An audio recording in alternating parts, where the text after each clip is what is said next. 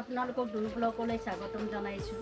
আজি মই গাহৰি মাংসনো সেউজীয়া শাকেৰে কেনেকৈ বনোৱা হয়, বনৰীয়া শাকেৰে কেনেকৈ বনোৱা হয় তাকে দেখুৱাবলৈ ভাবিছোঁ। তাৰ কাৰণে আমাক গাহৰি মাংস লাগিব আৰু এতিয়া বিভিন্ন শাক চিনি পোৱা আছে। তাৰপিছত সাধাৰণভাৱে আমি যেনেকৈ তৰকাৰী বনাওঁ, ৰং, হালধি, পিঁয়াজ, জলকীয়া, তেল এইখিনি প্ৰয়োজন হ'ব। গতিকে আপোনালোকে চাই থাকক মই এইখিনি কেনেকৈ বনাম। আমি কেৰাহী লগোৱা আছে। চব্জিখিনি অলপ বেছিকৈ বনাব লগা হোৱাৰ কাৰণে ডাঙৰ কেৰাহী লগাইছোঁ। ইয়াত আমি এতিয়া তেল লগাম।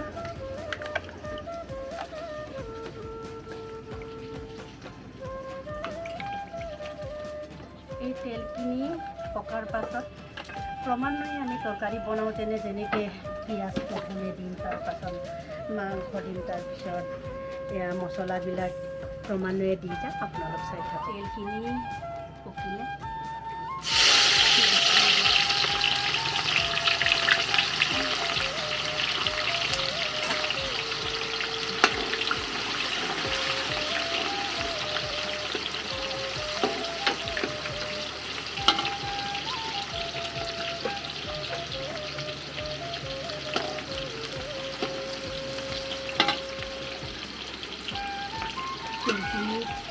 পিঁয়াজখিনি অকণমান ৰঙা কৰি যোৱাৰ পাছত আমি মাংসখিনি লগাম।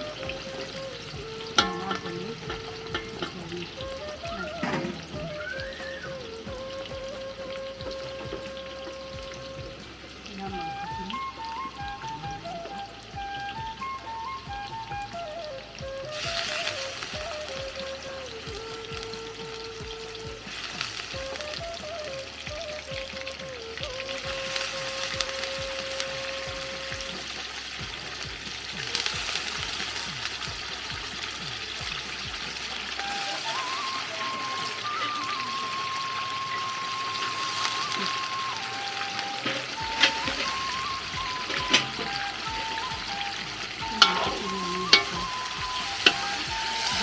ফ্ৰাই কৰি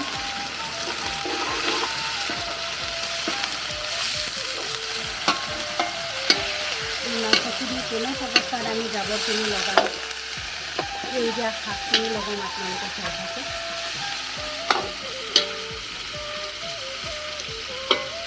এই মাংসখিনি সোৱাদেই নহয়, সেউজীয়া শাকেৰে বনোৱা কিবাখিনি মাংসখিনি ঔষধি হয়।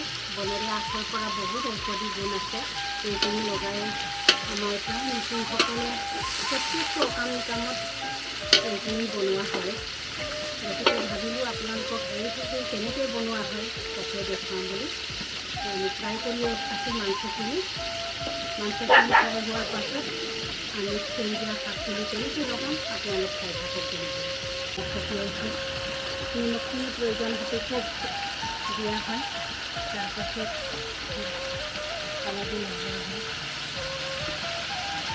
তাৰপাছত মিট মছলা,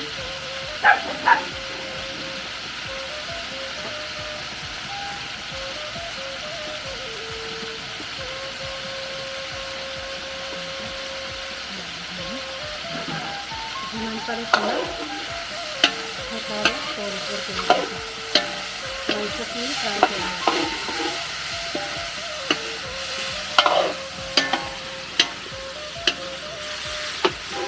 জলকীয়া অলপ প্ৰথমতে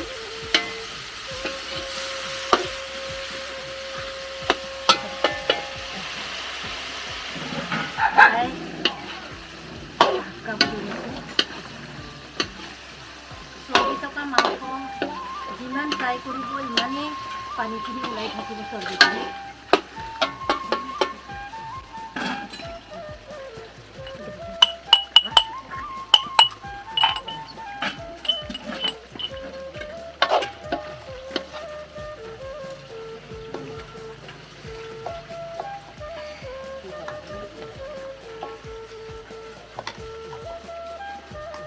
এইখিনি এনেই বহুত যেন দেখিছে, মাংসৰ ভিতৰত গলি গৈ পেলাই নাইকিয়াই হৈ যায়।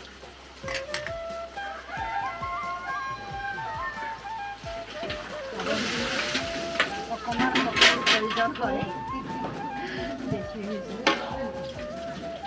প্ৰথমবাৰৰ কাৰণে। দ্বিতীয়বাৰ এইটো সিজি পেলাই নাইকিয়াই হ'ব।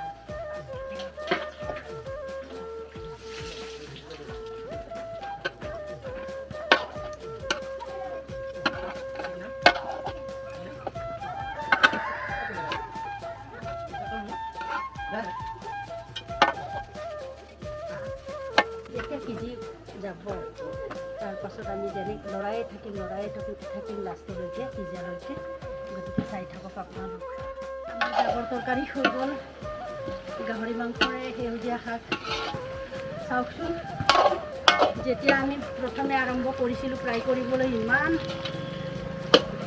কেৰাহীটোত ভৰ্তি আছিলে এতিয়া ইয়াত সিজি গৈ পেলাই কিমান কেনেকৈ কি হ'ল মই অকণমান এতিয়া চাকি চাব পাৰোঁ